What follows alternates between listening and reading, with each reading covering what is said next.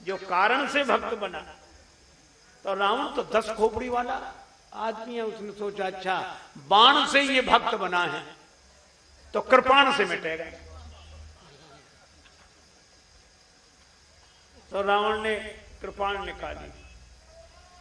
अब बोलो क्या विचार है। मारीच सोचने लगा कि बाण तो अभी दूर है, कृपाण तो सामने ही है। और उभय भांति देखा निज मरना। वहां श्री तुलसीदास जी ने शब्द बड़ा सुंदर लिखा, उतर देत मुझ बधव अभाग। बधव, और बधव शब्द ऐसा दोनों तरफ से बधव, बधव बधव, जैसे डालडा, इधर से भी उधर से भी बधव। तो हमारी सोचता है कि इधर भी बधव और उधर भी बधव, तो इधर मरेंगे तो बार बार मरना पड़ेगा, और उधर मरेंगे तो बार बार मरना नहीं पड़ेगा। तो ये बार बार मरने से एक बार मरना अच्छा।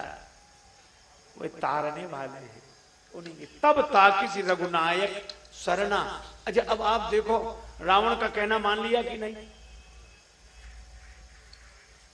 तो मारीच में भय पैदा हो और श्री जानकी जी में भय पैदा हुआ नहीं। तो कहां तो ये निर्भयता की ऊंचाई है और कहां ये भय की वृत्ति जो मन की निकृष्ट दशा की सूचना देती है। लेकिन जब मन में ये आता है कि मैं राम जी के चरणों की शरण में तो जा रहा हूं, पर वे चरण तो श्री जानकी जी को मिल सकते हैं, और तब निराशा होती है तो तुरंत याद आ जाती है जब मारीच का भी कल्याण उन्हीं चरणों से हुआ तो हमारा क्यों नहीं होगा। हर उर सर सरोज पद जेई, भगवान शंकर। अरे उनकी तो ये दशा चितवत काम भय जरी छारा, जो ऐसी ऊंचाई हो कि दृष्टि पड़ते ही काम ही नष्ट हो जाए, उनके लिए ये चरण है। तो फिर निराशा आई, फिर हमारा भला कैसे हो सकता है। तो तुरंत याद आई जे पद परस तरी ऋषि नानी। शंकर जी तो कामारी हैं, उन्होंने आम के पत्तों के बीच में छिपे हुए काम को देख लिया। अच्छा देखो, शंकर जी पर आक्रमण किया काम ने आम के पत्तों की ओट से। संकेत कितना सुंदर है। काम जब जब आक्रमण करता है किसी न किसी की ओट से ही करता है, सीधे नहीं करता। काम जब जब आक्रमण करता है तो किसी न किसी के ओट से ही करता है। और यहां बड़ा सार्थक संकेत है, आम के पत्तों की ओट से चोट की। इसका अर्थ है कि काम जिसकी ओट से आक्रमण करता है वह भी आम ही होता है, कोई खास नहीं होता है। लेकिन वह तो काम के कारण आम भी खास लगने लगता है और हम आम ही देख पाते हैं। पर यह तो शंकर जी की दृष्टि है जो आम के पीछे छिपे हुए उस खास कारण को ढूंढ लेती है। सौरभ पल्लव मदन विलोका, भय कोप कंपे उतरई लोका, तब शिव तीसर नयन उघारा, चितवत काम भय जरी छारा। यह भगवान शंकर की ऐसी ऊंचाई। तो विभीषण जी को लगता है कि हम तो ऐसे ऊंचे हैं नहीं। तो तुरंत जे पद परस्तरी ऋषि नारी। ऋषि नारी अहिल्या जी, इन पर भी काम ने आक्रमण किया। शंकर जी पर आक्रमण किया आम के पत्तों की आड़ से, और अहिल्या जी पर आक्रमण किया इंद्र के छद्म रूप की आड़ से। तो आम के पत्तों के पीछे छिपे हुए काम को शिवजी की समर्थ दृष्टि ने देख लिया, पर अहिल्या जी उसके छद्म को न जान सकी, पतन हो गया। लेकिन गुरु जी ने कहा चरण कमल रज चाहती कृपा करहु रघुवीर। तो जब उनका उद्धार हुआ है तो हमारा भी उद्धार होगा, ऐसे सोचते जा रहे हैं। फिर सोचते अरे भरत रहे मन लाए, भरत ऐसे महात्मा, इन चरणों की पादुका का तो मैं कहा महात्मा। तो फिर दंडक बन जिनके कारण बना उन दंड का स्मरण करते हैं। दंडक पावन कारण, दंडक कानन पावनकारी। तो इसका अर्थ यह है कि निरभिमानता की सीमा अगर श्री भरत हैं तो अभिमान की सीमा वह दंड, जिससे वो दंडक बन बना और काम गंध शून्य अवस्था अगर शंकर जी की है तो काम के कारण जिनका पतन हुआ उन अहिल्या जी का उद्धार भी उन्हीं चरणों से हुआ। और परम निर्भयता की मूर्ति अगर जानकी माता है तो भय की मूर्ति मारीच है। इसलिए ऐसा न सोचें कि भगवान के चरण बड़ों बड़ों के लिए हैं। भगवान के चरण पतित पावन हैं, अधम उदाहरण हैं। इसलिए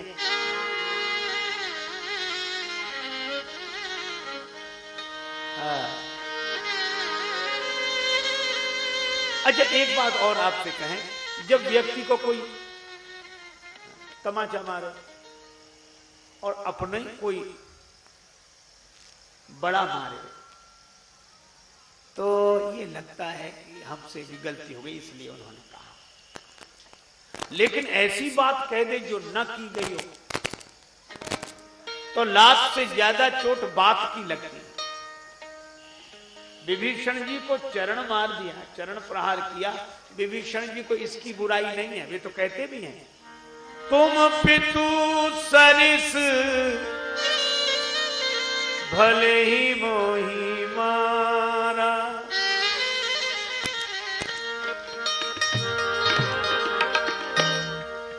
तुम पितु सरिस भले ही मोही मारा।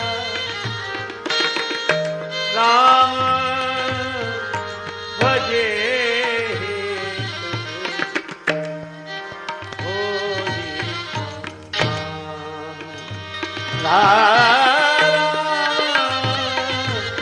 भजे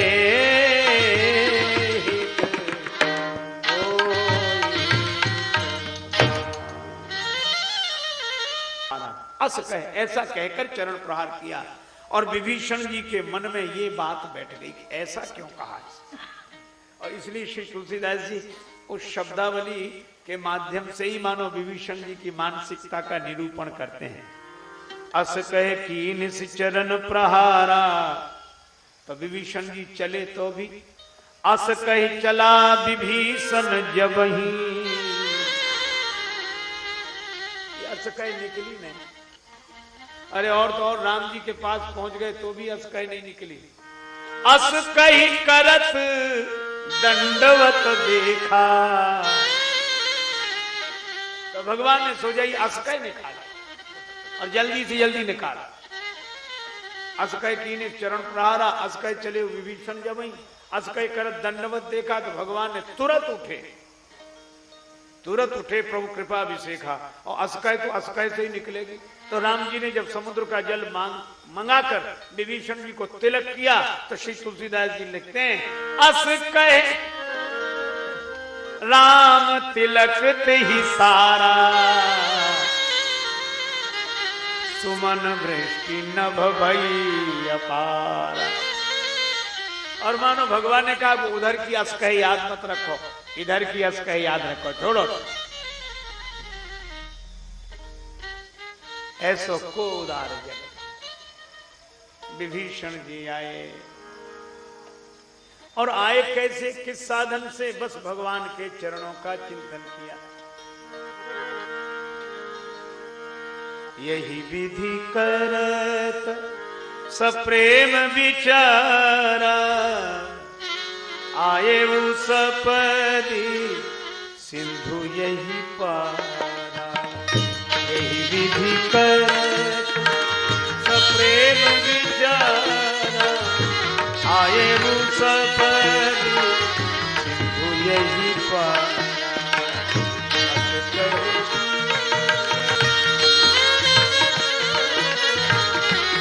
आए सपदी सिंधु यही पारा।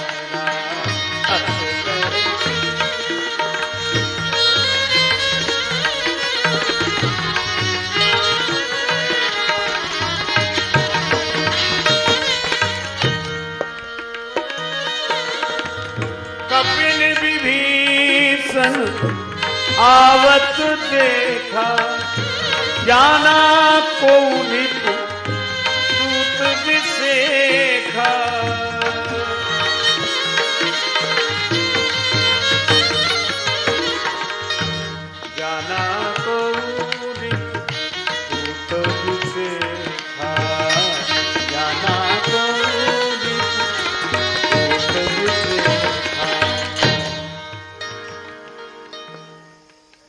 वानरों ने देखा विभीषण जी को, सचिव संग ले नवपत गए वो आए।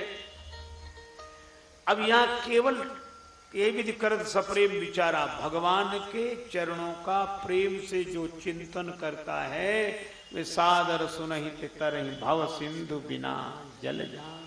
भगवान के चरणों का प्रेम पूर्ण ढंग से चिंतन करने वाले भी संसार सिंधु से बिना किसी साधन के पार हो जाते हैं। वानरों ने विभीषण जी को देखा, ताहि राख कपि सुपाए, ठहरो ठहरो अभी नहीं, रुको यहीं रुको, ठीक है। सुग्रीव जी के पास आए, महाराज कोई उधर से ही आया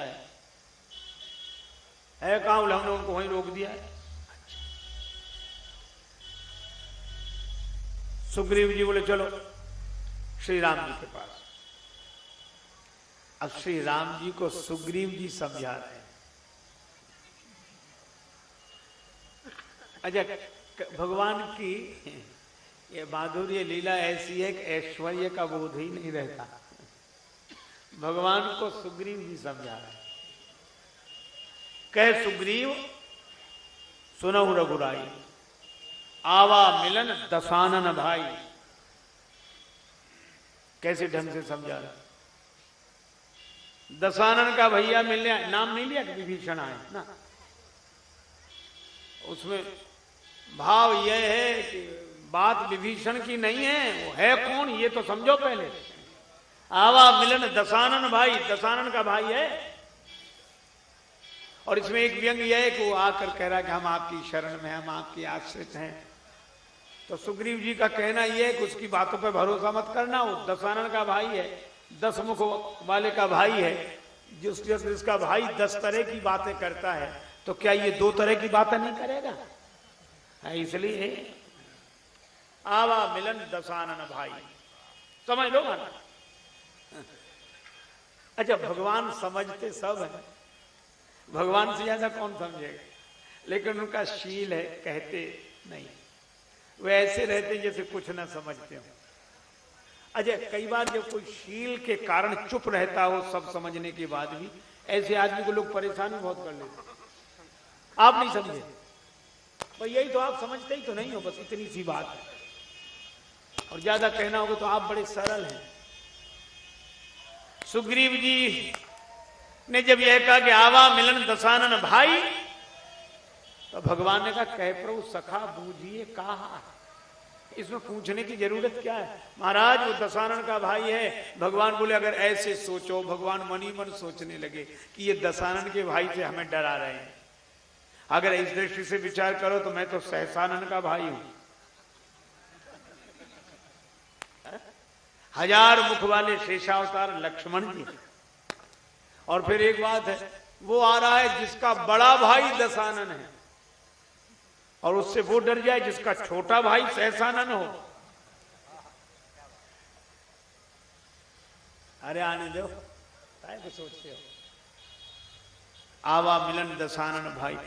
सुग्रीव जी बोले मेरे कहने का आशय यह है कि आप श्री दशरथ जी के पुत्र हो और वो दसानन का भाई है, संगति बैठ जाएगी, मित्रता हो जाएगी, विचारों की संस्कृति भी तो मिला। अच्छा, मानस में 2 नाम बड़े मेलजोल वाले, श्री दशरथ जी, उधर दसानन। 10 दोनों में ही लगा है, लेकिन अंतर एक है, एक 10 के साथ रथ जुड़ा है, एक 10 के साथ मुख जुड़ा है। और मानो संकेत यह है कि 5 ज्ञानेंद्रियां, 5 कर्मेंद्रियां, इन 10 पर जो संयम करे, यह दशरथ जी का आदर्श है। और जो 10 इंद्रियों को भोगों के लिए आनंद बना ले, यह 10 मुख की विडंबना है। हमारे यहाँ ऐसे लोग भी हो जिन्होंने कहा भी है, 4 वाक्य का तो बड़ा प्रसिद्ध वाक्य है, यावत जीवेत सुखम जीवेत ऋणम कृत्वा घृतम पिबेत भस्मीभूतस्य देहस्य पुनरागमनम कुतः। जब तक जियो सुख से जियो, कर्ज लेकर घी पियो, एक दिन मर जाओगे, कौन चुकाने आता, कौन लेने देने आता। और 4 वाक्य, इसी वाक्य का छायानुवाद हमारे इस युग के एक दिवंगत कवि काका हाथरसी जी ने किया। कह काका कविराय नाम कुछ रोशन कर जा, और मरना तो है ही, कर्जा लेकर मर जा। ऐसे भी लोग हुए, खाओ पियो मौज करो। अंग्रेजी पढ़े लिखे लोग कहते eat drink and B Mary, खाओ पियो और मौज करो। तो दशानन की वृत्ति इतनी है, खाओ पियो और मौज करो। तो का एक और भोग का समर्थन है और एक और योग का आचरण है। तो भोगी का भाई है और आप दशरथ जी की परंपरा से हो, आप सूर्यवंशी हो, और वो शरण में आ जाए तो मिला लोगे, और जब आ जाए शरण में तो रख लोगे, विचार मिलेंगे, व्यवहार मिलेगा। बड़ी सुंदर बात भगवान ने कही कि सुग्रीव जी कहे तो ठीक रहे हो कि मैं दशरथ जी का पुत्र हूं, वो दशानन का भाई है, लेकिन मेरा अवतार भी तो इसीलिए हुआ है कि जितने दशानन के भाई हैं उन्हें दशरथ परिवार में मिला लिया जाए, इसीलिए तो मेरा अवतार हुआ है। अगर कोई भोगी व्यक्ति योग का आचरण करके भगवान की शरण ग्रहण करे, राम जी बोले तो यही तो मेरे चरित्र की विशेषता है, इसी के लिए तो मेरा अवतार हुआ है। तो वह तो अवतार की पूर्ति में, अवतार के उद्देश्य की पूर्ति में सहयोगी है। अब नहीं रहा गया तो बोले एक बात है महाराज, भेद हमार लेन सठ आवा, भेद हमार, भेद हमार, भेद भेद भेद भेद हमार लेन सठ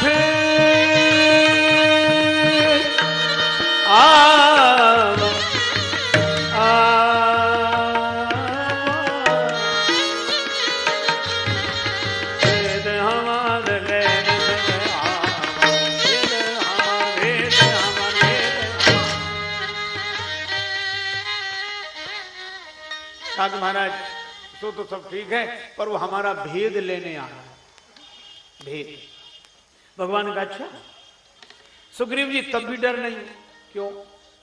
अच्छा एक बात सोचो, क्या हमारे और आपके बीच में भेद है कुछ? सुग्रीव बोल नहीं, हमारे आपके बीच में क्या भेद है, कोई फर्क ही नहीं। भगवान ने कहा तो हमारे और अंगद जी के बीच में कुछ भेद है, हमारे और जामवंत जी के बीच में कुछ भेद है, हमारे और नलनील के बीच में कुछ भेद है। अपना जितना ये दल है तो हमारे और इस दल के किसी सदस्य के बीच में कुछ भेद है?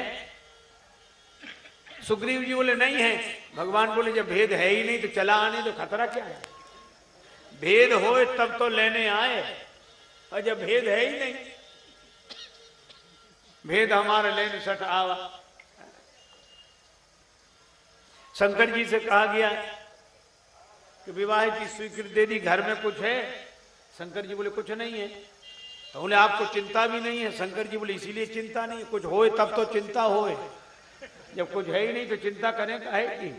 और घर में कुछ नहीं, ये चिंता तो वे करें जिनके घर हो, यहाँ तो घर ही नहीं है। इसी तरह आज राम जी ने कहा कि भेद लेने आया, ये चिंता तो वे करें जिनके भेद हो, यहाँ तो भेद है ही नहीं, और मैदान में पड़े हैं, फिर भेद क्या? सुग्रीव जी बोले कि महाराज फिर भी भेद लेने आया ठीक नहीं, गड़बड़ी हो सकती है। भगवान ने कहा कि ऐसा क्यों कह रहे? तब यहां श्री तुलसीदास जी ने एक विशेष व्यंग किया। कहे प्रभु सखा बूझिए कहा, तो सुग्रीव जी रघुराई से कह रहे हैं, ये पहली पंक्ति में है, कहे सुग्रीव सुनहु रघुराई। लेकिन अब जब भगवान ने कहा बूझिए कहा तो कहा ही कपीश सुनहु नरनाहा, ये विशेषण अलग तरह के हैं। कपीश ने कहा नरनाह सुनो, नाह नरनाह का अर्थ मनुष्यों के राजा, और कपीश का अर्थ बंदरों के राजा। तो मानो बंदरों के राजा ने मनुष्यों के राजा से कहा, और इसमें व्यंग यह है कि महाराज इसको आप हल्के में न लें, ये दो राजाओं के बीच में बातचीत हो रही है, इसलिए राजनीति के ढंग से सोचें कि इसको शरण में लेना चाहिए कि नहीं लेना चाहिए। महाराज रणनीति का भी तो विचार करना पड़ेगा। आपने तो कोई भी आए चले आने दे, चले आने दे, चले, ये कोई तरीका थोड़ा ही नहीं, पता नहीं उसका जरा पता तो लगाएं कैसा है क्या है। और भेद लेने वाले को हम लोग बर्दाश्त नहीं, हम अच्छा नहीं समझते कि कोई भेद लेने आए। भगवान को मन ही मन हंसी आई, हनुमान जी की ओर देखा और मानो प्रभु के इस देखने में एक संकेत था कि ये वही सुग्रीव जी हैं हनुमान, जिन्होंने तुम्हें भेजा था और हमारा भेद लेने ही भेजा था और भेष बदल के भेजा था कि तुम ब्राह्मण का रूप बनाकर जाओ और भेद लेकर आओ। ये है कौन? तो जो स्वयं भेद ले और भेजे तो कोई बात नहीं, और दूसरा कोई भेद लेने आवे तो इन्हें आपत्ति है। और मानो भगवान ने एक संकेत और दिया कि हनुमान, सुग्रीव जी ने भेजा था ना तुम्हें भेद लेने के लिए, और तुम भेद लेने आए थे और विप्र बनकर आए थे। हनुमान जी ने कहा महाराज। तो भगवान ने कहा हनुमान, तुमने हमारा भेद लिया और जब हमें पता लगा कि तुम हो तो तुम संत निकले कि नहीं? हनुमान जी ने कहा प्रभु इसका आशय, भगवान ने कहा कि हमारा भेद लेने तुम गए और तुम संत, इतने बड़े संत निकले, तो मुझे लगता है अगर हमारा भेद भी लेने आ रहा है तो विभीषण भी संत ही होगा, इसमें कोई संशय नहीं। क्योंकि किसी को क्या पड़ी है जो हमारा भेद ले। यद्यपि ब्रह्म अखंड अनंता पर अनुभव गम्य भजहि यही संता, ये भी संत ही होगा, मुझे तो ऐसा लगता है संत है।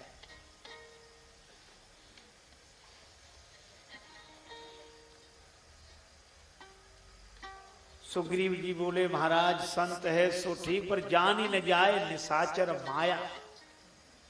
निशाचर है, पता नहीं क्या छल करने आया हो।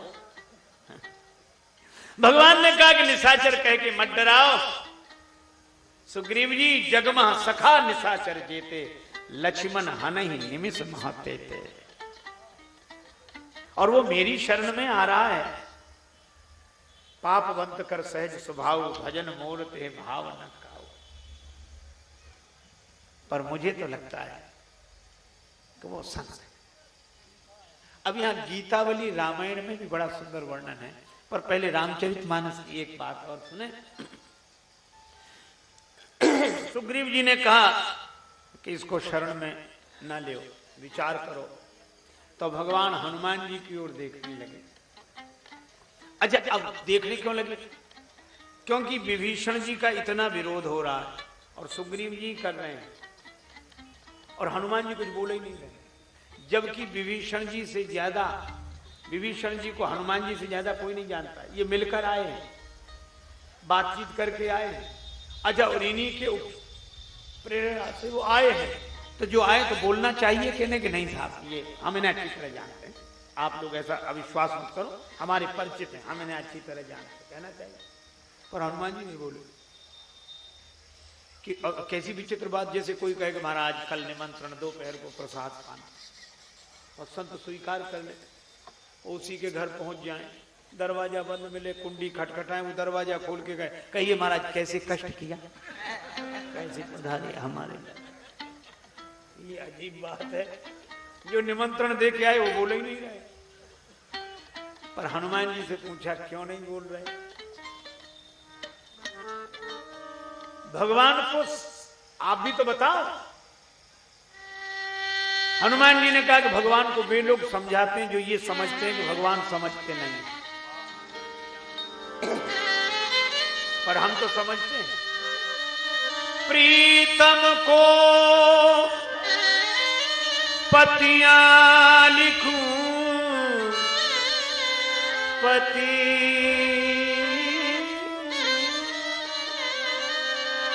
पतियां लिखूं, जो कहूं होए विदेश, तन में मन में प्राण में, तासों कौन संदेश।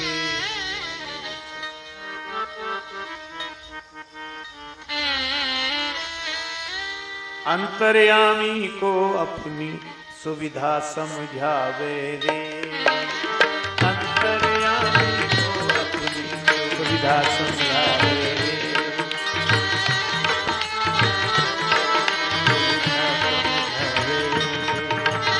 कर कर करे सोच विचार व्यर्थ तू बुद्धि गंवावे रे, क्यों घबरावे मन तू, क्यों घबरा,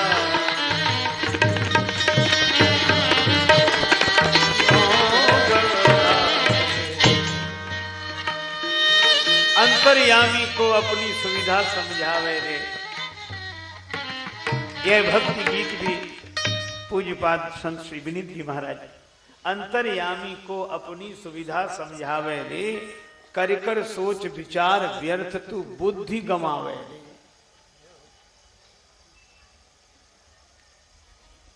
हनुमान जी ने कहा उन्हें भी बताना पड़ेगा, अंतर्यामी को भी बताना पड़ेगा, इसलिए हनुमान जी कुछ नहीं कहा। हमें भरोसा है कि आप जानते हैं, आम जलवा हो या खास पर्दा, हमको दोनों की परवाह नहीं है। और जब से समझाऊं दिल घर है तेरा, ढूंढने की तमन्ना नहीं है। क्यों? आप हृदय में बैठे हैं, आप ही बाहर, आप ही भीतर, आपको भी समझाना पड़ेगा। पर ऐसी निष्ठा की भगवान परीक्षा भी तो लेते हैं। हनुमान जी ने कहा कि भगवान से कहने की जरूरत नहीं, वे सब समझते हैं। लेकिन भगवान ने देखा कि हनुमान जी कुछ नहीं बोल रहे, तो प्रभु ने हनुमान जी की परीक्षा ले ली। कैसे? सुग्रीव जी कह रहे थे ये निशाचर है, इसकी माया जानी नहीं जाती, दशानन का भाई है, मिलने के लिए नहीं, भेद लेने के लिए आया है। भगवान सब में कहते गए ऐसा नहीं, ऐसा नहीं, तो करें क्या? सुग्रीव जी बोले राखी बांध मोहि असभावा, इसको तो बांध के रखो। भगवान ने कहा ये बात ठीक, बांध के ही रखेंगे। और भगवान ने भी कहा सखा नीति तुम नीक विचारी, नीति बिल्कुल ठीक कही, ये भगवान का स्वभाव है। सुग्रीव जी से कहने ठीक कह रहे, वो गलत तो किसी को कहते ही नहीं। ठीक, सखा नीति तुम नीक विचारी। सुग्रीव जी बड़े खुश हुए, तो रस्सी का इंतजाम करूं, बांध के रखना हो। भगवान ने कहा कि नहीं, बांधेंगे जरूर, पर रस्सी से बंधा हुआ हमेशा नहीं बंध सकता, फिर मैं ऐसी चीज से बांधूंगा कि हमेशा बंधा रहेगा। का काय से बांधोगे? का भुज विशाल गही हृदय लगावा, मैं बाहु पास से भरकर हृदय से लगा लूंगा, और जो इन हाथों से बंध जाएगा तो हमेशा हमेशा के लिए मेरा बन जाएगा। पर सुग्रीव जी के सामने तो यही कही, सखा नीति तुम नीक विचारी। अब हनुमान जी सोचने लगे कि ये क्या होने लगा, ये क्या? सुग्रीव कहे तो कहे कि निशाचर है, माया नहीं जानी जाती, पता नहीं नकली वेश बनाकर क्यों आया, हम लोगों का भेद लेने आया है, वो कहे तो ठीक। पर भगवान भी कह रहे हैं सखा नीति तुम नीक विचारी, कि सुग्रीव जी ठीक कह रहे हो। और जैसे ही भगवान ने कहा सखा नीति तुम नीक विचारी, तो श्री हनुमान जी हैरान हुए, तो भी कुछ बोले नहीं, बस भगवान के मुख की ओर देखने लगे। और भगवान के मुख की ओर देखने में भाव यह था कि आपसे कहना क्या, किसी को बुरा ना भला देखना है, और हमें तो तेरा फैसला देखना है। और राम जी क्या बोले? जैसे हनुमान जी का मुख देखा तो भगवान ने तुरंत बात बदल दी। क्या बोले? सखा नीति तुम नीक विचारी। और जब हनुमान जी ने आश्चर्यचकित होकर प्रभु की ओर देखा तो प्रभु बोले मम पन शरणागत भयहारी, मेरा निश्चय है शरणागत का भय दूर करना। और जब भगवान ने यह कहा, सुनी प्रभु बचन हरस हनुमाना, शरणागत वत्सल भगवाना।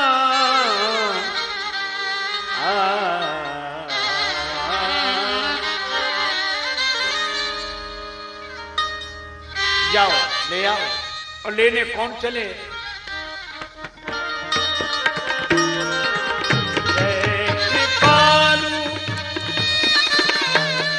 कहीं कभी चले अंगद हनु समेत। जय कृपाल जय कृपाल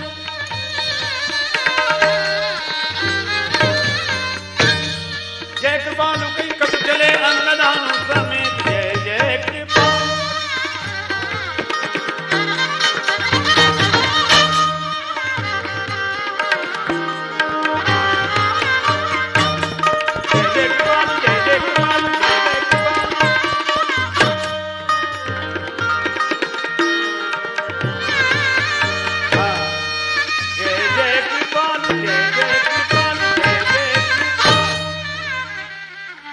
कृपालु कही कप चले अंगद हनु समय।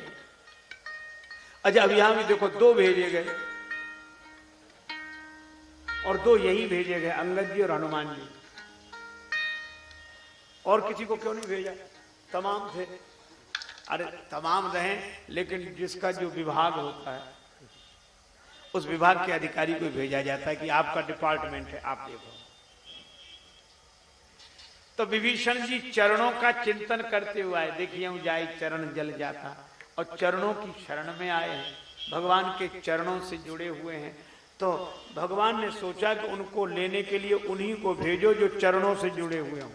तो ऐसे तो सब चरणों से जुड़े हैं, पर दो विशेष रूप से बड़ भागी अंगद हनुमाना, चापत चरण कमल विधि नाना।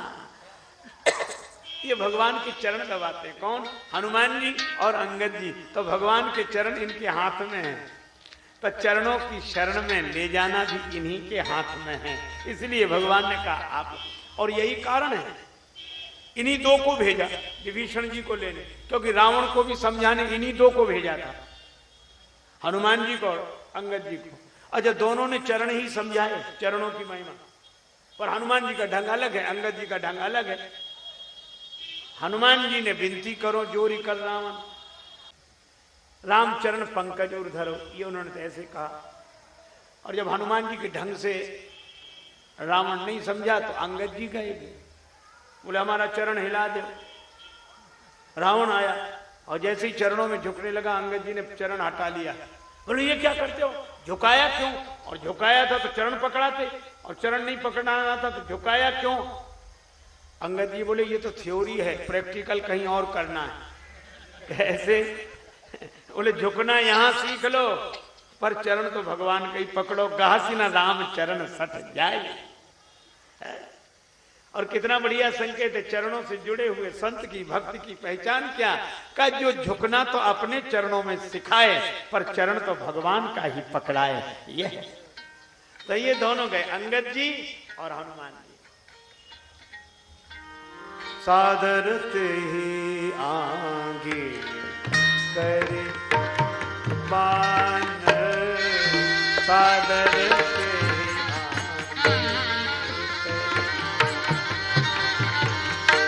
बानर,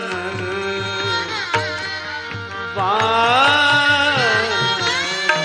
सादर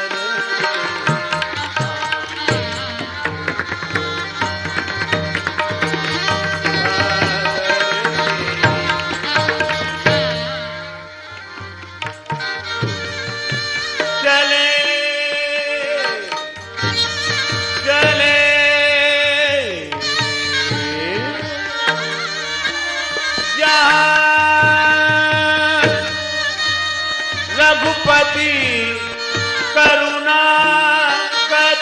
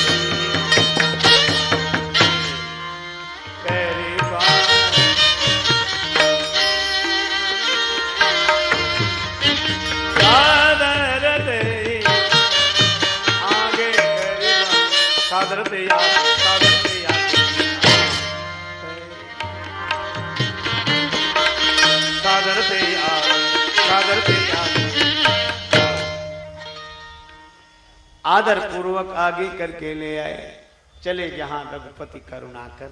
अब इस झांकी को देख लें बस। विभीषण जी ने यहां से वहां बैठे भगवान को देखा, दूरी ही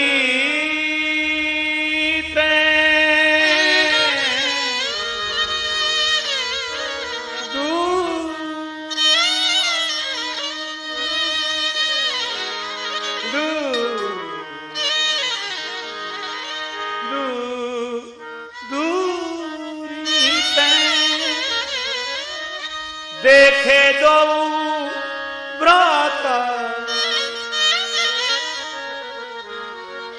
नैना नंद दान के दाता। दूर से देखा दोनों भाइयों को लेके बहुरी राम छवि धाम बिलो की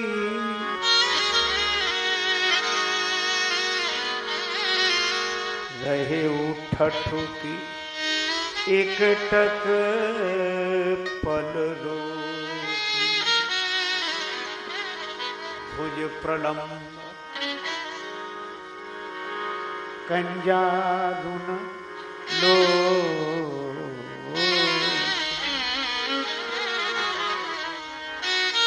ध्यान भुजाओं की ओर ही गया। सबसे पहले भुज प्रलम्ब, क्योंकि भगवान ने भी भुज विशाल कही।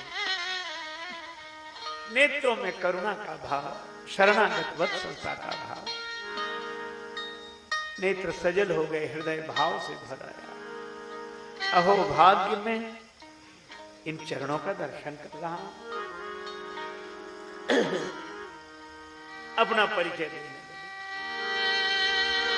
नाथ दसान कर में भ्राता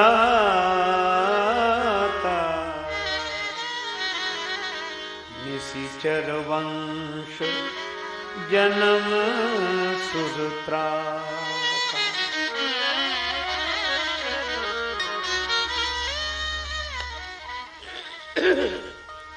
श्री विभीषण जी अपना परिचय दे रहे हैं। हे नाथ, मैं दशानन का भाई हूं, निशाचर वंश में मेरा जन्म हुआ। श्री राम जी ने करुणा भरी दृष्टि से मुस्कुराते हुए देखा, विभीषण जी यह परिचय आप क्यों दे रहे हैं? क्या मैं जानता नहीं हूं कि तुम दशानन के भाई हो, निशाचर वंश में तुम्हारा जन्म हुआ है? मैं जानता नहीं हूं। बल्कि मैं ही नहीं, मुझसे ज्यादा तो ये सब जानते हैं। और इसी परिचय ने तो इतनी देर लगाई।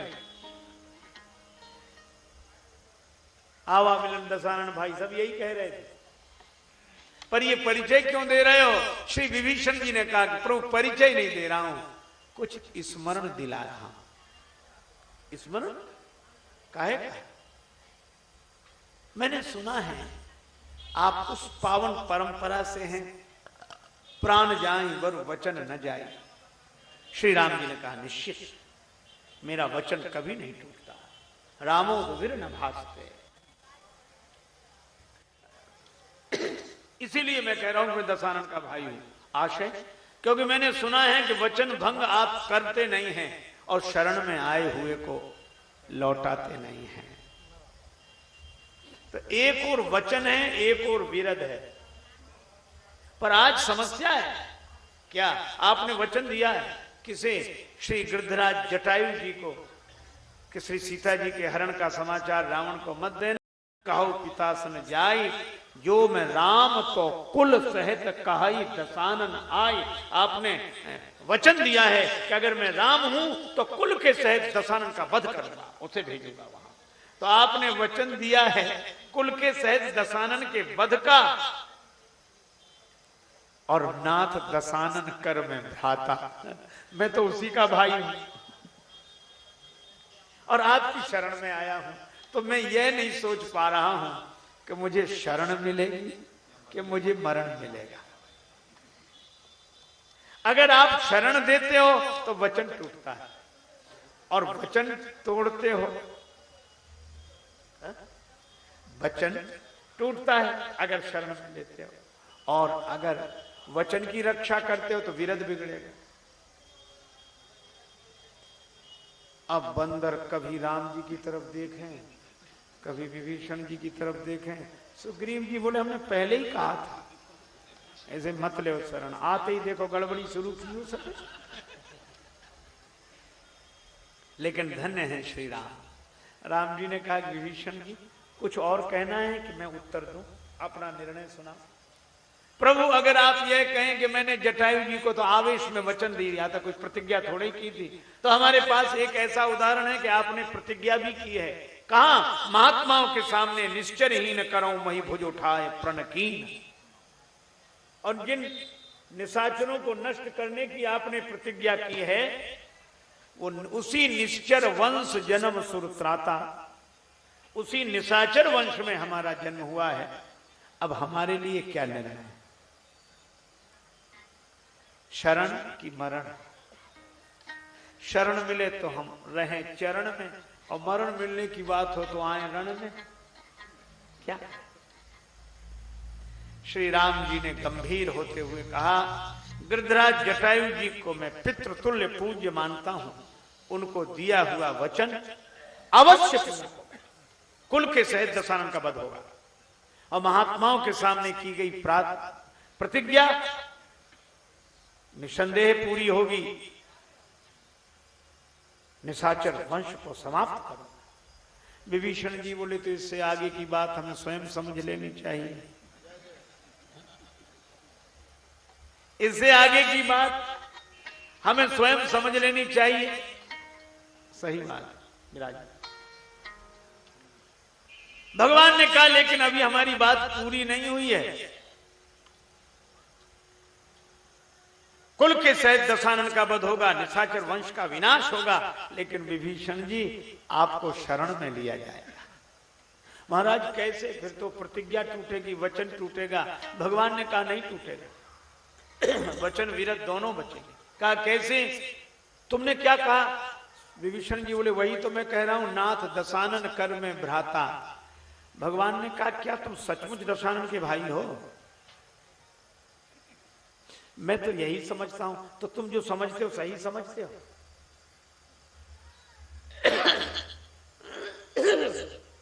तो फिर मैं कौन हूं?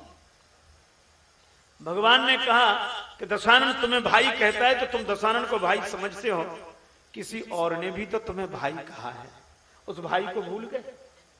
विभीषण जी बोले, मुझे और कौन भाई कहता है? कहा, जब श्री हनुमान जी लंका में गए तो उन्होंने भक्त विभीषण नहीं कहा, संत विभीषण नहीं कहा, तब हनुमंत कहा सुन भ्राता।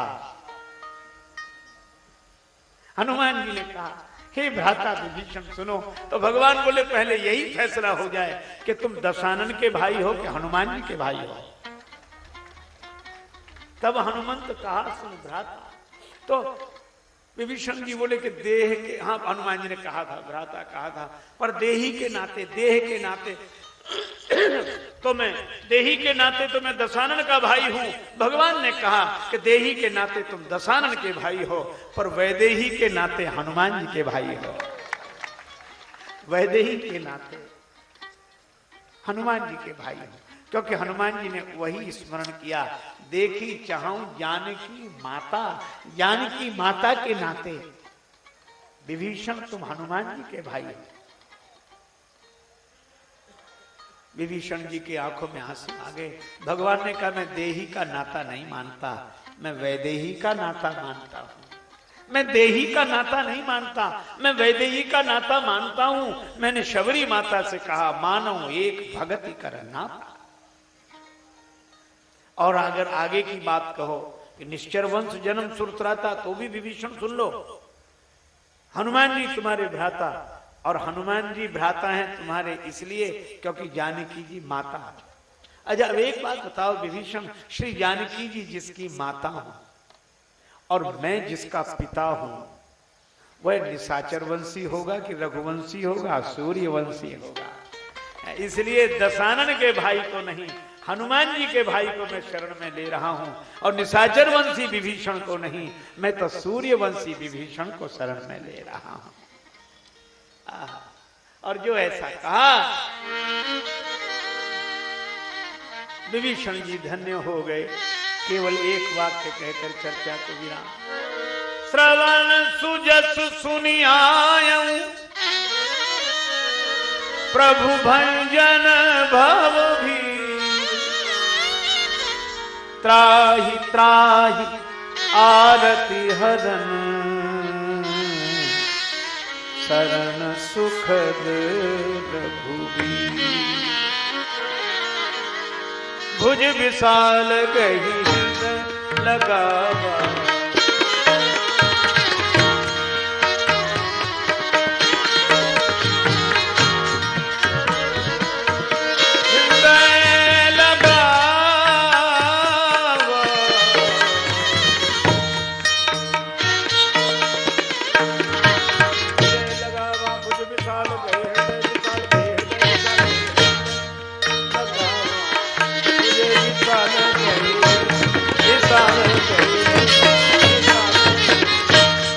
भगवान ने विभीषण जी को हृदय से लगा लिया। और जिसे भगवान हृदय से लगा ले उसे सब कुछ मिल जाता है। और क्यों ना मिले, क्योंकि सुंदर कांड की फलश्रुति है। सकल सुमंगलदायक रघुनायक गुणगान, सादर सुनहि तरहि भव सिंधु बिना जल जान। आरती कीजे सिय रघुवर, आरती कीजे सिय रघुवर की, सिय रघुवर की जानकी वर की, सिय रघुवर जानकी वर की। आरती कीजे सिय रघुवर की,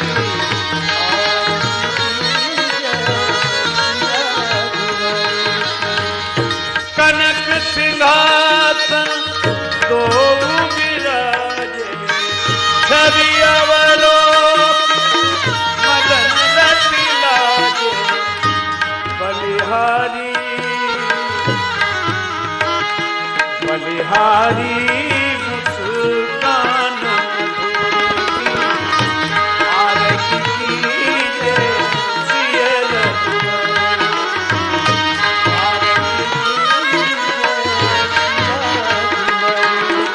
चरण कमल चापत कतुराई, चरण कमल चापत कतुराई। बार बार प्रभु बड़ाई, बार बार श्री बजरंग बली गिरधर की, श्री बजरंग बली गिरधर की। आरती कीजे सिय रघुवर, आरती कीजे चितवत भरत लखन चितलाए, चितवत भरत प्रभु पद पंकज परम सुहाए, पद पंकज परम सुहाए। सोई चितवनी रिपु दमन तुम्हारे की, सोई रिपु दमन तुम्हारे की। आरती कीजे सिय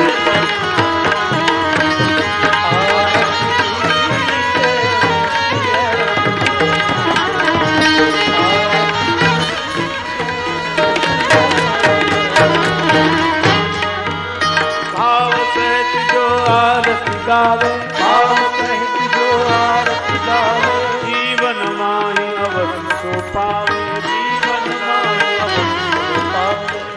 जन राजीव कृपा हरि हर की, जन राजीव कृपा हरि हर की। आरती कीजे सिय रघुवर, आरती कीजे सीताराम जय सीताराम, सीताराम जय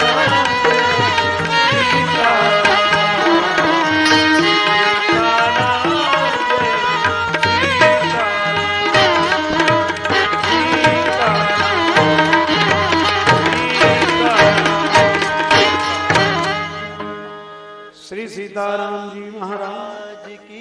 तामस सात्विक जीव रुचि सबको सिय राम कहानी। शैव रहे चाहे शाक्त रहे, हरि भक्त रहे चाहे आत्मज्ञानी। देखी त्रसा कुल दीन सबे, प्रभु मानस कार पिवावत पानी। श्री तुलसीदास जी महाराज की जय। सकल सुमंगल दायक।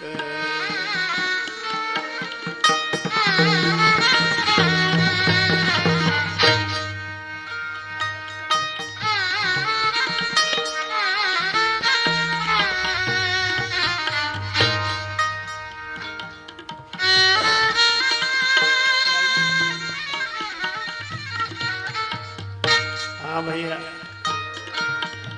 ठीक है, थोड़ा बड़ा, थोड़ा वायलिन वालों को।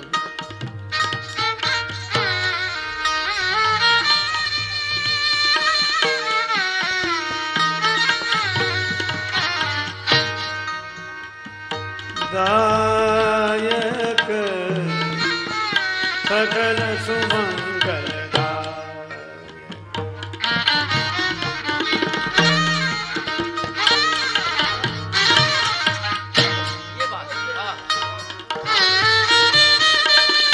रघुनायक गुणगान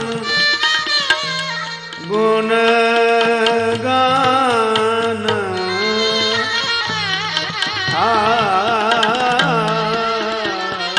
सकल सुमंगल।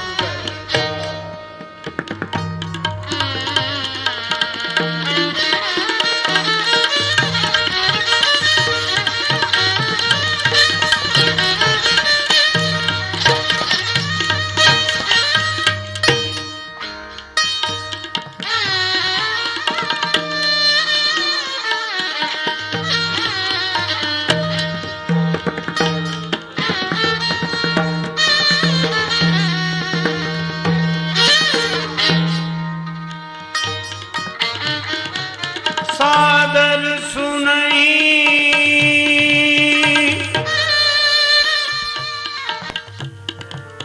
पितरही भाव, सिंधु बिना जल जान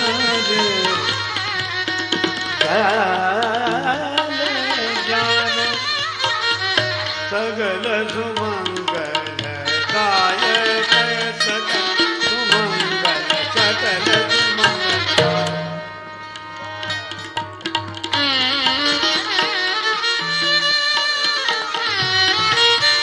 सागर सुनई पितरही भव, सिंधु बिना जल जान। सकल सुमंगल दायक सकल सुमंगल दायक सकल सुमंगल। यह रामचरितमानस का अत्यंत पावन दोहा जो सुंदर कांड की फलश्रुति है। सकल सुमंगलदायक रघुनायक गुणगान। श्री राघवेंद्र के गुण समूह समस्त सुमंगल प्रदान करने वाले हैं। मंगल करनि कलिमल हरनि तुलसी कथा रघुनाथ की। आदर सहित जो इसका श्रवण करता है वह भव सागर बिना किसी जलयान के पार कर जाता है। उसे किसी साधन की आवश्यकता नहीं है। जो भगवान के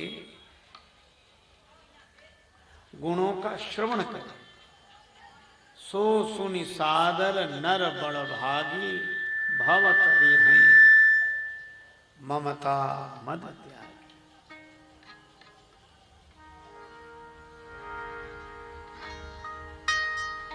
श्री विभीषण जी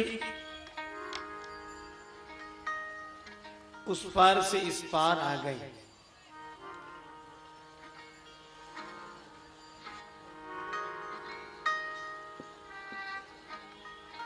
भगवान के श्री चरणों में समर्पित हुए, प्रभु ने हृदय से लगा लिया।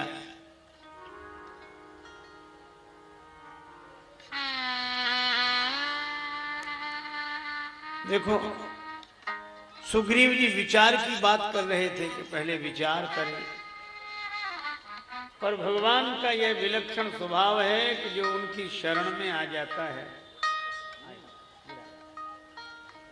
उस पर वे विचार नहीं करते ना। इसीलिए विभीषण जी को किस अर्थ में अपनाया गया? जब भगवान ने सुग्रीव जी की बात सुनी कि शरण में लिया न जाए या न लिया जाए, इस पर विचार हो, तो श्री गीतावली जी में बड़ा सुंदर संकेत है। ही बिहसी कहत हनुमान सो, बिहसी कहत हनुमान सो,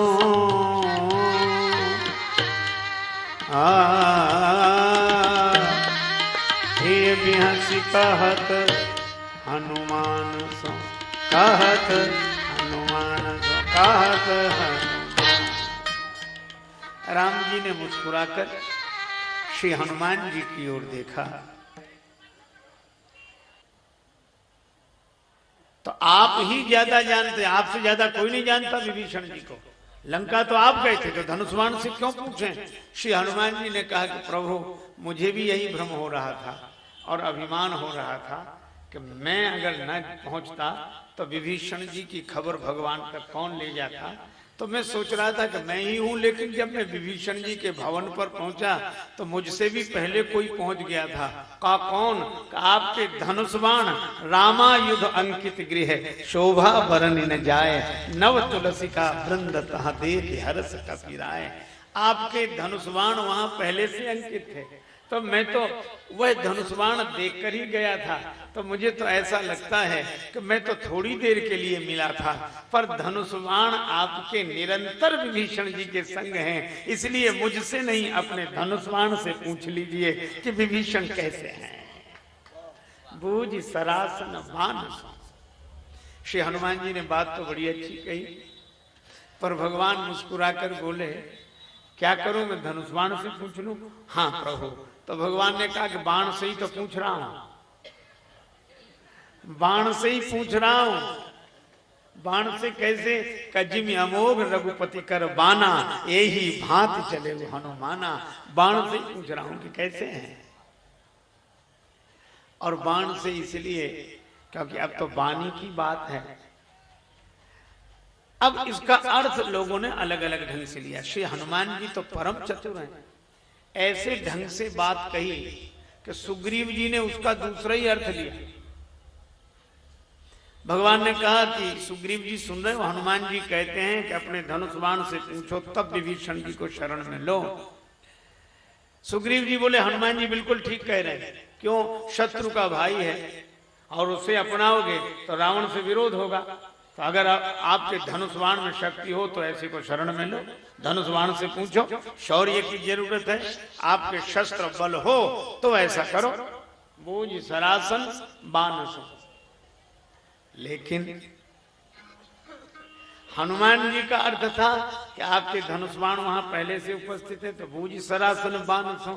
और श्री राम जी ने एक तीसरा अर्थ लिया, और श्री हनुमान जी का भी वही मंतव्य था।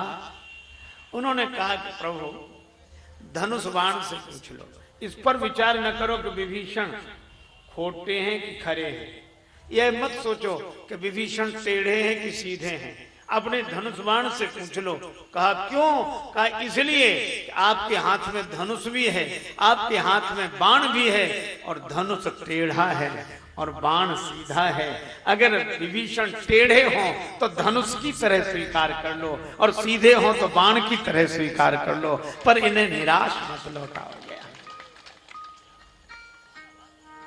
धनुष बाण लखी राम को, दीन ही हो तो उछाह, टेढ़े सूधे सबनी को, है हरि हाथ निवास। टेढ़े और सीधे सब तरह के जीवों का निर्वाह भगवान के हाथ में होता है। अच्छा देखो, भगवान टेढ़े धनुष को भी पकड़ कर रखते हैं और सीधे बाण को भी, लेकिन एक बात है, बाणों को तो छोड़ भी देते हैं, धनुष को नहीं छोड़ते हैं। इसका अर्थ है कि सीधे को तो छोड़ भी देते हैं, क्योंकि विश्वास है सीधा बाण सीधा है, सीधा जाएगा काम करके सीधा वापस आएगा। आज कौतुक कर राम सर प्रभु से आए निखंग, पर टेढ़े का भरोसा नहीं कि कहीं छोड़ दिया फिर आता है कि नहीं आता है। इसलिए भगवान टेढ़े को तो पकड़ कर ही रखते हैं, एक बार कोई उनका हो जाए बस।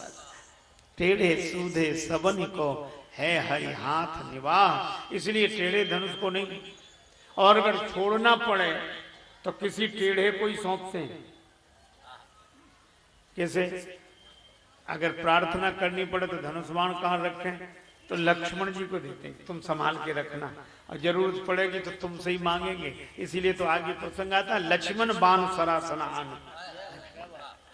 तो हनुमान जी कहते हैं, बूझ सरासन बानसों, आप अपने धनुष बाण से पूछ लीजिए, अब टेढ़े हो तो ठीक और सीधे हो तो ठीक।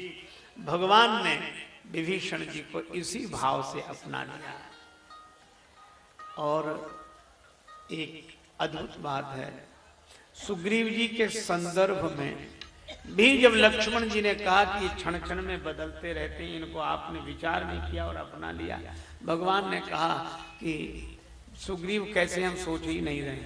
क्यों नहीं सोच रहे? का इनके लिए हनुमान जी ने कहा है, और जिसके पक्ष में हनुमान जी होते हैं हम उस पर विचार ही नहीं करते कि कैसा है, उसे तो हम अपना ही लेते हैं, हनुमान जी।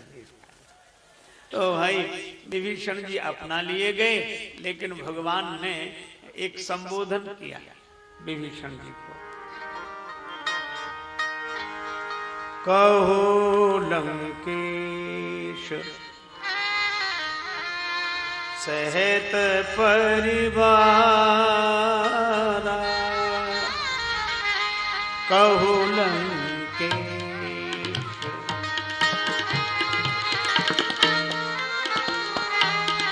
कहो लंकेश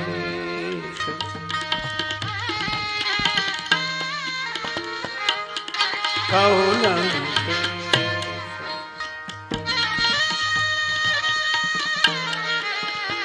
परिवार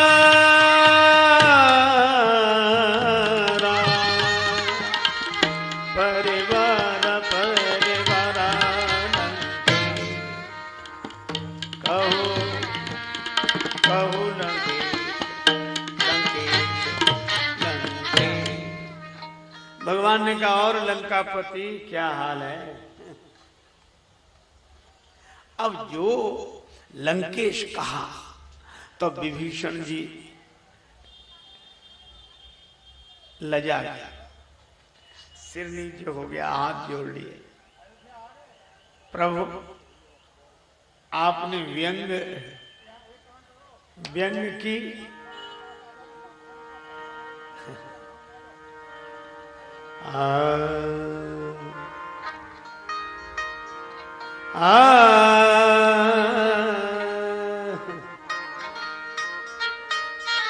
भगवान ने कहा, कहो लंकेश,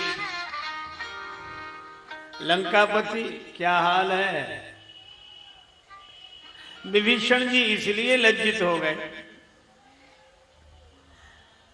कि भगवान से छिपी क्या है, मन की भावना भगवान से थोड़ी छिपी है। क्यों लंकापति क्यों कहा भगवान ने? कहो लंकेश इसलिए कहा क्योंकि जब विभीषण जी आ रहे थे तो रास्ते भर यह सोचते आ रहे थे कि भगवान की शरण में जा रहा हूं, क्या भगवान मुझे अपना लेंगे? मेरे अपने भाई ने लात मारकर मुझे निकाल दिया है, तो जिनके अपने अपने नहीं होते क्या उन्हें भगवान अपना लेते हैं? कोई है जिसे अपना लिया गया हो तो याद आ गई, हाँ एक और बिल्कुल मेरे ही जैसा था, और उसको भी उसके बड़े भाई ने ही निकाला और लात मार के ही निकाला। इन्होंने तो तात लात रावण मुहि मारा और सुग्रीव को बाली ने रिपुसम मुहि मारे से अति भारी, वो भी पिट कर गया था। लेकिन एक बात है, क्या बाली ने सुग्रीव पर प्रहार किया तो सुग्रीव चोट खाकर भगवान के पास में। देखो ये सुग्रीव जी और विभीषण जी की बड़ी महिमा है, इस अर्थ में है क्या कि चोट तो अपनों से बहुतों को मिलती है और आए दिन मिलती है और अपनों से ही तो मिलती है, लेकिन धन्य है विभीषण जी और धन्य है सुग्रीव जी, क्या बोले अपनों से चोट खाकर जो भगवान की शरण में चला जाए उससे अधिक महान और कौन होगा। चोट लगी भगवान, तो सुग्रीव जी अपना लिए गए।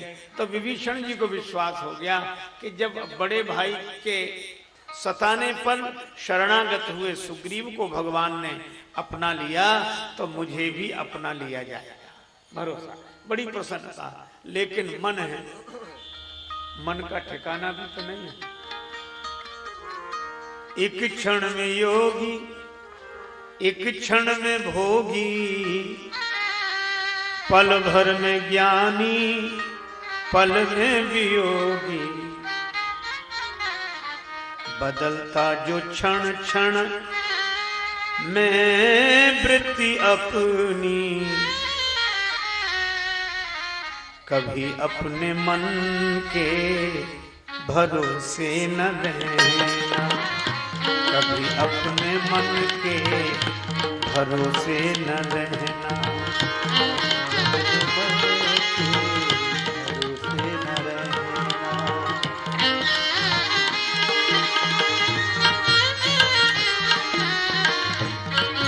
अपने मन के भरोसे न रहना।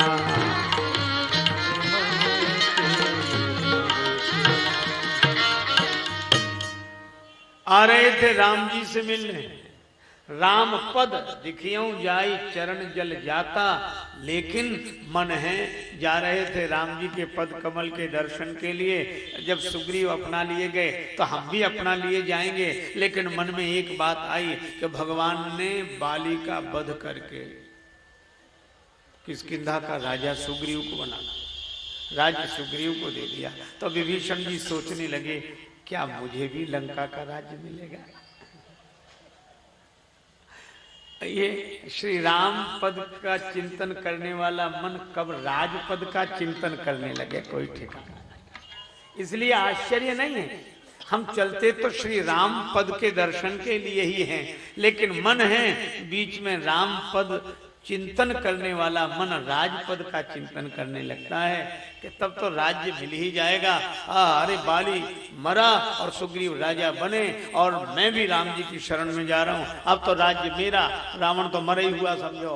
राम सत्य संकल्प प्रभु सभा काल बस्तोरी, मैं कह कर ही आया हूं, अब तो मैं ही राजा हूं, मैं लंकापति, मैं लंकापति। लेकिन जैसे ही मन में ये बात आई तो भक्त है ना विभीषण जी तुरंत मन से का विरोध करने लगे, नहीं गलत, ऐसे विचार नहीं लाने चाहिए, ऐसे विचार नहीं लाने चाहिए, भगवान का चिंतन करो। ये क्या बेकार की बात मन में आ गई, बेकार की बात मन में आ गई। तो मन से ये भावना उन्होंने हटाने की पूरी चेष्टा करके हटाया उस भावना को।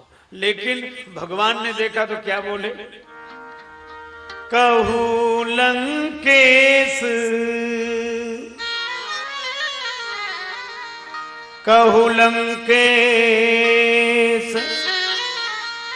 सहत परिवारा, कुशल कुठार बास तुम्हारा। भगवान ने कहा लंकेश क्या हाल है, कुशलता है, अब विभीषण जी ने कहा कि प्रभु जब चोरी पकड़ ही ली गई है तो हम साफ साफ कह दें क्या लंकापति होने की इच्छा मन में आ गई थी। और कछु प्रथम वासना रही, प्रभु पद प्रीति सरित सो बही,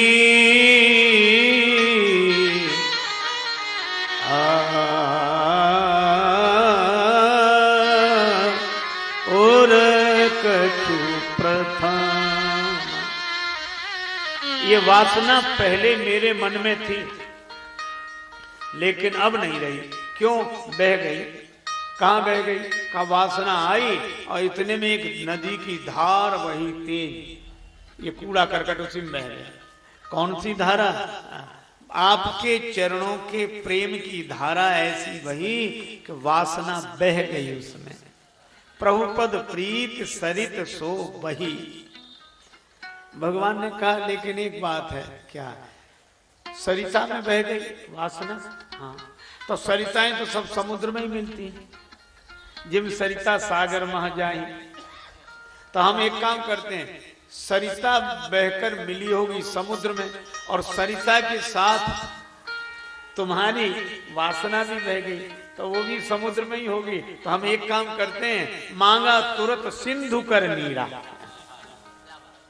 कि हम समुद्र कई जल बना लेते हैं। वासना उसी में तो होगी, सरिता उसी में तो गई है। लेकिन प्रभु मेरी इच्छा नहीं है। भगवान ने कहा कि बस यही होता है। क्या? का जब भक्त के मन में कामना होती है तब मैं निष्काम होता हूं, और जब भक्त निष्काम हो जाता है तो मेरे मन में इच्छा उत्पन्न हो जाती है। अब तुम्हारे मन में इच्छा नहीं है कुछ पाने की, पर मेरे मन में देने की इच्छा है। जब सखा तब इच्छा नहीं, पर मोर दरस अमोघ जग माही। तो भगवान एक बात है। क्या? तो आप मिल गए। भगवान ने कहा तो मेरे दर्शन का फल है। क्या? उसके साथ वो सब मिलेगा जो तुम नहीं चाहते हो, वो भी मिलेगा। क्यों मिलेगा? क्योंकि सकल सुमंगलदायक रघुनायक गुणगान। और इसलिए अकेले लोक ही बने सो नहीं और अकेले परलोक बने सो नहीं, लोक परलोक दोनों बनेगा। क्योंकि तुम राम राम राम करते आए हो और राम नाम कलि अभिमत दाता, हित परलोक लोक पितु माता। अच्छा, दूसरी बात यह कि विभीषण जी को सब मिल गए, सकल सुमंगलदायक सब चीजें क्या मिली। देखो, नाम तो लेते ही हैं, राम राम ते ही सुमिरन कीन्हा, तो नाम ने रूप तक पहुंचा दिया। दूरी ते देखे दो भ्राता, नैना नंद दान के दाता, तो नाम ने रूप तक पहुंचाया और रूप ने लीला तक। राम जी की रण लीला कहते प्रभु लीला देखें, और लीला में भूमिका भी मिल गई।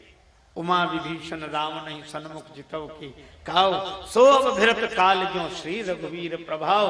तो राम जी की लीला देखी तो नाम ने रूप तक भेजा और रूप ने लीला का दर्शन कराया। अब बचा धाम, तो भगवान ने अंत में कह दिया, करे कल्प भरी राज तुम मोहि सुमरे मन माही, पुनि मम धाम पाई हो जहां संत सब जाहि।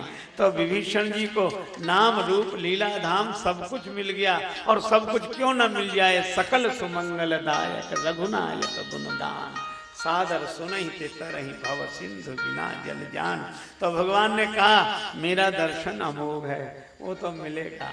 कहो लंकेश कहा ही नहीं है, बना ही दिया। अस कहि राम तिलक तेहि सारा, सुमन वृष्टि नभ भई अपारा। एक भक्त ने बड़ी सुंदर बात कही कि किसी ने प्रभु से कहा कि प्रभु अभी तो रावण मरा ही नहीं है, और जब मरने की जाने तो पराजित भी नहीं हुआ, और आपने इसे लंकापति बना दिया। भगवान ने कहा बना दिया तो बना दिया, तो अभी मरा नहीं है। लेकिन श्री हनुमान जी जानते हैं कि ये तो व्यवहारिक क्रिया रह गई है, भगवान के संकल्प में तो रावण पहले ही मर गया है। राम सत्य संकल्प प्रभु सभा काल बस तोड़। और यही बात श्री हनुमान जी ने भी जानकी माता से कही थी कि राक्षस जलेंगे नहीं, फिर जननी हृदय धीर धन जरे निशाचर जान, मैं तो मरे हुए समझो। और यही बात तो गीता में भगवान कृष्ण ने कही, निमित्त मात्रम भव सभ्य साचिन। अर्जुन तू तो निमित्त हो जा और सामने जितने खड़े इन्हें मरा हुआ ही समझ। अर्जुन ने कहा कि जब सब मरे हुए हैं तो हम लड़े काहे को, फिर हमें काहे को लड़वाते हो, आराम से बैठे, जब मरे ही आपने मारे ही डाले। विराट रूप दिखाया, और अगर मर ही गए थे तो ये जिंदा हमें क्यों दिखाए, और जिंदा ही रखने थे तो मरे हुए क्यों दिखाए। ये अजीब बात है। एक और तो दो तरह की बात क्यों। भगवान ने बड़ा सुंदर उत्तर दिया, कहा अर्जुन मरा हुआ इसलिए दिखाया ताकि तुम्हें ये अभिमान न हो कि मैंने इन्हें मारा, मैं ना होता तो इन्हें कौन मिटाता। तुम्हें अभिमान न हो इसलिए इन्हें मरा हुआ दिखा दिया ताकि तुम में अभिमान न रहे। और जिंदा क्यों दिखा दिया, ताकि तुम अकर्मण्य ना हो, आलसी ना हो। तो आलस्य से बचाने के लिए जिंदा रखा और अभिमान से बचाने के लिए मुर्दा दिखा दिया। तो भगवान के भक्त को अकर्मण्य नहीं होना चाहिए पर अभिमानी भी नहीं होना चाहिए, यह संकेत है। हालांकि भगवान के इस संदेश को भी कई लोग विचित्र अर्थ में लेते। एक डॉक्टर साहब थे, जब कोई मरीज जाए, डॉक्टर साहब चलिए चलिए, और अस्पताल में और देर हो रही है, पास में उनका बंगला था, डॉक्टर साहब कहते अभी चलता हूँ, सेवक से बस आ रहे हैं, तो स्नान नहीं किया, बोले स्नान तो कर लिया, थोड़ा पूजा कर लें। तो पूजा में तो बहुत देर लगे, बोल नहीं, एक मिनट भी मुश्किल से, क्या करें, गीता पढ़ते हैं। तो लोग उत्सुक होते हैं, एक मिनट में क्या गीता पढ़ लेते हैं, और सचमुच वो आधे ही मिनट में निकल आया। तो उसने कहा, मरीज के साथ जो आया था, उसने कहा कि डॉक्टर साहब क्या कर रहे थे, बोले गीता पढ़ते, नियम से गीता पढ़कर जाते हैं। तो आधा ही मिनट लगा, बोले हमें तो और कम समय लगता है, गीता में पढ़ते क्या, बोले एक श्लोक बस। तो बदल बदल के बोले रोज एक श्लोक। हमने तो सार चुन लिया है गीता में से एक श्लोक अपने लिए। कौन सा श्लोक पढ़ते हो आप रोज, बोले बस हम वही पढ़ते हैं जिसमें भगवान ने अर्जुन से कहा कि हे अर्जुन, तेरे सामने जितने खड़े तू इन सबको मरा हुआ समझ, तू तो निमित्त मात्रम भव सभ्य साचिन। हम भी यही पढ़ के रोज अस्पताल जाते हैं, मानो भगवान भी हमसे कह रहे हैं तू तो निमित्त मात्रम। बोलो अब ऐसे से इलाज कौन कराए, उपचार कौन कराए। तो भाई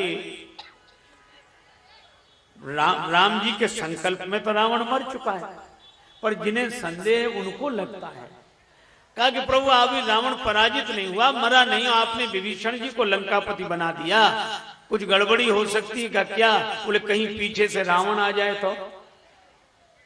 कहा रावण आएगा नहीं। बोले क्यों नहीं आ सकता, जब रावण का भाई आ सकता है तो रावण क्यों नहीं आ सकता। भगवान ने कहा कि इसलिए नहीं आ सकता है क्योंकि हनुमान जी हैं गुरु, और गुरु ने दिया मंत्र, पर जिसे दिया था मंत्र उसने नहीं माना। मंत्र तो दिया रावण को कि राम चरण पंकज और धरहु, लेकिन मंत्र माना किसने, कि तुमरो मंत्र विभीषण माना। जब मंत्र रावण को दिया था राम चरण पंकज उर धरहु, तो लंका अचल राज तुम करहु। अगर राम जी के चरणों को तुम हृदय में रख लोगे तो लंका में तुम्हारा राज्य होगा, अचल राज्य होगा, लंका के तुम राजा बनोगे। और ये बात रावण ने नहीं मानी, पर तुम्हारो मंत्र विभीषण माना, इसलिए राम जी के चरणों को हृदय में रखा। दिखियो जाय चरण जल जाता। तो हनुमान जी ने कहा, संत का वचन है कि राम जी के चरणों को हृदय में रखोगे तो माना, विभीषण जी ने मान लिया, तो तुमरो मंत्र विभीषण माना, इसीलिए लंकेश्वर भय सब जग जाना। तो माना तो विभीषण जी ने है, रावण ने नहीं।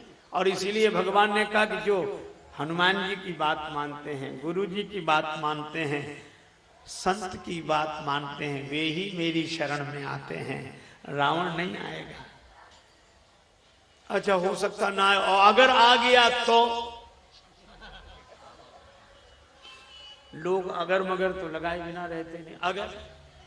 भगवान ने कहा कि वैसे तो आएगा नहीं, अगर आ जाए तो कैसे तो हटाऊंगा नहीं। रामोदुभिर न भासते कह दिया, लंकापति है, लंकापति ही रहेगा।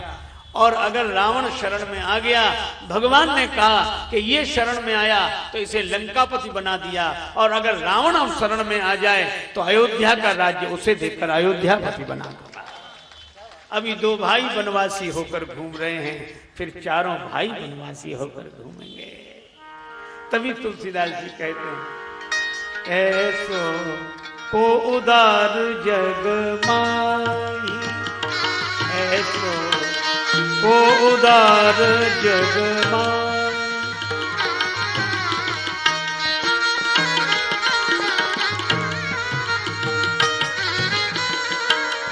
उदार जग माही, उदार जग माही।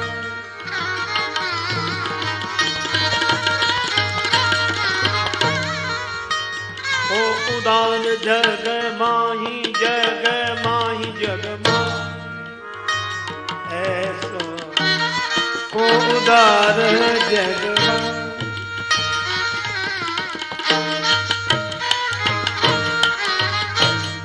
अब आगे की बात सुने।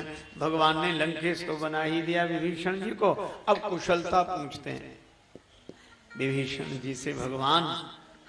विभीषण जी, कुशल कुठाहर वास तुम्हारा, खल मंडली के बीच में रहते हो, खल मंडली बसहु दिन राति, खलों के बीच में रहते हो, तो तुम्हारा धर्म कैसे निभता होगा। सखा धर्म निभाई कई भांति।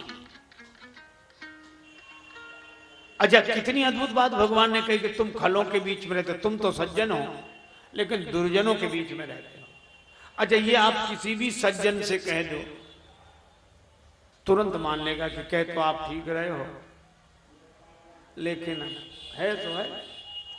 अब रहते हैं खलों के बीच में, लेकिन वो तो आपकी कृपा है कि हमारा कुछ बिगड़ता नहीं, पर रहते तो हम खलों के बीच में ही हैं। लेकिन विभीषण जी ने जो बात कही, वह बात तो कोई संत ही कह सकता है। कैसे? भगवान ने कहा खल मंडली के बीच में रहते हो, तुम्हारा धर्म कैसे निभता होगा।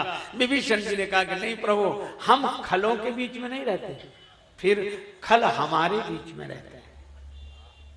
हम खलों के बीच में नहीं रहते, खल हमारे बीच में रहते हैं। तुम्हारे बीच में? हाँ। रावण, कुंभकर्ण, मेघनाद, ये तुम्हारे भीतर कैसे हैं? कहा नहीं, ये तो खल नहीं है, खल दूसरे हैं। तब लगी हृदय बसत खल नाना,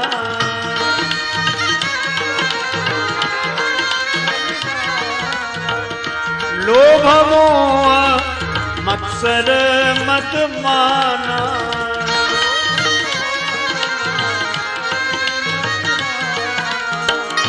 जब लगी उड़ना बसत रघुनाथा, जब लगी उड़ना बसत रघुनाथा, धरे चाप सायक कटि भाता, धरे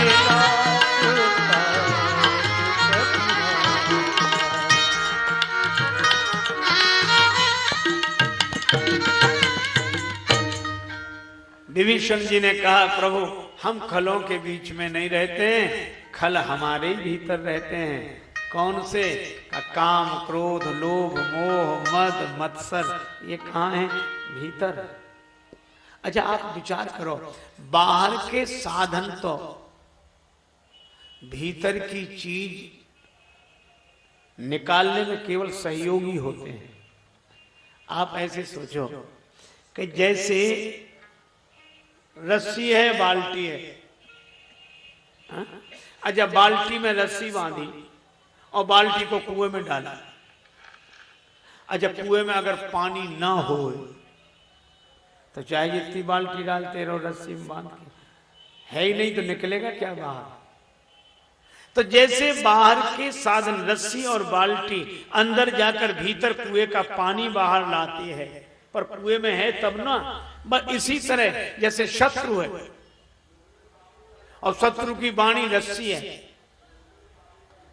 और गाली बाल्टी है, शत्रु ने वाणी की रस्सी में गाली की बाल्टी बांधकर आपके भीतर डाल दी, तो क्रोध का पानी तो भीतर ही है, नहीं बाहर होता तो निकलता कैसे। इसी तरह शत्रु बाहर है, क्रोध भीतर है,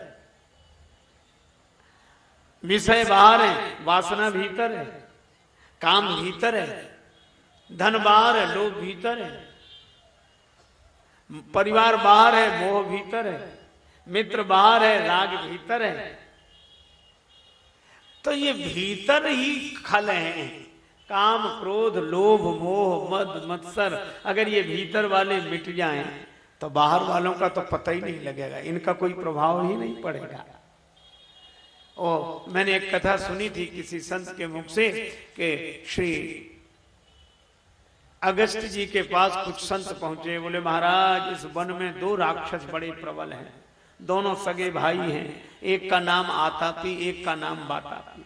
कई संतों को मिटा चुके, मार दिया उन्होंने, नष्ट कर दिया। अच्छा कैसे मारते हैं संतों को? अगस्त जी से संतों ने कहा तो आतापी आता है और निमंत्रण दे जाता है कि कल हमारे घर पर पधारो महाराज, भोजन प्रसाद लो।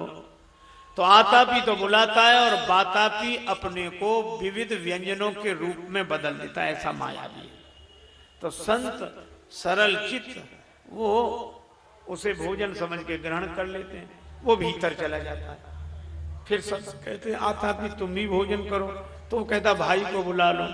तो जैसे बुलाता बातापी भैया बातापी, तो संत के भीतर से बोलता अभी आ रहा हूं, और संत का पेट चीरते हुए निकले, कई मार डाले। अब ये कथानक बड़ा सार्थक है। अगस्त जी ने कहा ऐसा, हाँ, अब की बार वो निमंत्रण देने आए तो हमारे पास भेजना। ठीक है महाराज। आया आतापी के निमंत्रण, बोले आज हमारे गुरु जी को ले जाओ। उसे बड़ी खुशी हुई कि ये तो सिरमौर कोई ले चलो। तो अगस्त जी से बोला निमंत्रण। अगस्त जी तुम्हारी प्रतीक्षा कर रहे थे, कितने बजे? दोपहर पहुंच गए। वही प्रक्रिया बातापी ने विविध व्यंजनों के रूप में अपने को परिवर्तित किया, अगस्त जी पा गए।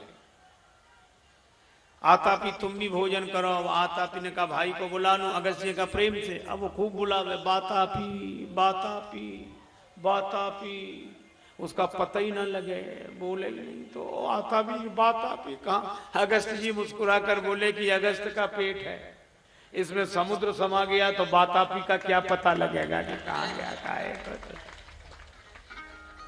और ये कहानी, ये कथा संकेत यह देती है कि ये 2 ही राक्षस हैं, एक आतापी एक बातापी, एक बाहर रहता है एक भीतर। ये विषय बाहर रहते हैं और वासना भीतर रहती है। और ये बाहर आतापी जैसे बातापी को बुलाता है, इसी तरह बाहर के विषय भीतर रहने वाली वासना को जब बाहर पुकारते हैं, और वह वासना जब बाहर निकलती है तो संतत्व नष्ट करते हुए बाहर निकलती है। गाली जब निकलती है तो संतत्व नष्ट करते हुए बाहर निकलती है। कोई भी वासना निकलेगी तो संतत्व नष्ट करते हुए बाहर निकलेगी। लेकिन जो भीतर वाली वासना को पचा जाए तो बाहर का विषय उसका कुछ नहीं कर सकता। आतापी तो अपने आप रो रो कर मर जाएगा। भीतर दुश्मनी न रहे तो बाहर का शत्रु कुछ बिगाड़ नहीं सकता। क्रोध भीतर न हो, भीतर राग न हो तो बाहर की दुनिया अपने आप, कहे कबीर सुनो मन गुनिया, आप मरे तो मर गई दुनिया। तो ये काम क्रोध लोभ मोह मद मत्सर, ये हमें लगता है कि हम खलों के बीच में हैं, पर विभीषण जी की दृष्टि यह है कि खल ही हमारे बीच में है। तो ये मिटते हैं, कमजोर पड़ते हैं, कमजोर। जाने ते छीजई कछु पापी, पर नाश न पावहि जन परितापी। देखो आपको एक बात बताऊं, एक बार एक ऐसी घटना घटी, आप लोग भी सुन लो, बड़ी अच्छी बात है। ये आपसे कह रहा हूं, यहां महापुरुषों से नहीं, इनको तो प्रणाम है। एक बार एक डॉक्टर के पास जाने का मौका मिला, स्वास्थ्य के बारे में कुछ औषधि और परामर्श लेने। तो डॉक्टर हमसे बोला आपको डायबिटीज है, शुगर? हमने कहा हाँ है। तो बोला एक बात बता दें। हमने कहा क्या? बोले हम डॉक्टर हैं, इसमें हमारा अनुभव मानो, एलोपैथी के मर्म के। तो हमने कहा बोलिए। कहा कि ये डायबिटीज है, ये मिटेगी कभी नहीं, आप किसी झाड़ फूंक ताबीज भभू के चक्कर में मत पड़ना, ये कभी नहीं मिटेगी, ये तो हो गई तो हो गई। तो मैंने कहा ये तो बहुत घबराने की बात है कि मिटेगी नहीं, तो क्या करें? बोले परेशान भी होने की जरूरत नहीं। हमने कहा फिर? बोले आप तो दवाई खाते रहो और परहेज करते रहो, तो मिटेगी तो नहीं पर कंट्रोल में बनी रहेगी। ये उन्होंने वाक्य कहा था डायबिटीज के संदर्भ में, और बात साधारण सी सब जानते हैं, लेकिन हम इस बात को सोचते रहे तो हमें दूसरे अर्थ में भी यह बात उपयोगी लगी। जैसे डायबिटीज मिटेगी कभी नहीं, आप तो दवाई खाते रहो परहेज करते रहो तो कंट्रोल में बनी रहेगी, इसी तरह ये काम क्रोध लोभ मोह मद मत्सर कभी नहीं मिटेंगे। आप तो सत्संग की दवाई खाओ, कुसंग का परहेज करो तो कंट्रोल में बने रहेंगे, ये मिटेंगे कभी नहीं। इनको मिटाने वाले मिट गए, पर ये मिटने के लिए बने नहीं, तो मिटाने के लिए जाने कितनों को मिटा दिया है। इसलिए इनके मिटाने के चक्कर में नहीं, ये तो सावधानी हटी और दुर्घटना घटी। परहेज होता रहे कुसंग का और सत्संग की दवाई तो कंट्रोल में रहेंगे, मिटेंगे कभी। पर विभीषण जी ने एक बात कही, इसका अर्थ है कि इंसान के हाथ में इनका मिटाना नहीं। फिर मिटते नहीं? हाँ मिटते हैं, लेकिन मिटते नहीं है, हटते हैं। विभीषण जी भी ये कहते कि मिटते तो नहीं पर ये हट जाते हैं। कब हट जाते हैं? का जब भगवान आकर डट जाते हैं तो ये हट जाते हैं। तब लगी हृदय बसत खल नाना, लोभ मोह मत्सर मद माना। मिटते तो नहीं है, पर जब लगी उर न बसत रघुनाथा। अब यहां बड़ी सुंदर बात कही कि जब तक भगवान हृदय में नहीं बसते तब तक, भगवान जब आकर डटते हैं तब ये विकार हटते हैं, क्योंकि ये एक साथ रह नहीं सकते। हाँ? कि भगवान क्या है नहीं, ये बसने का क्या अर्थ हुआ? भगवान तो है ही। ईश्वर सर्वभूतानां हृदय से अर्जुन तिष्ठति। भगवान कहते हैं सबके हृदय में। जो कारण से भक्त बना, तो रावण तो 10 खोपड़ी वाला आदमी है, उसने सोचा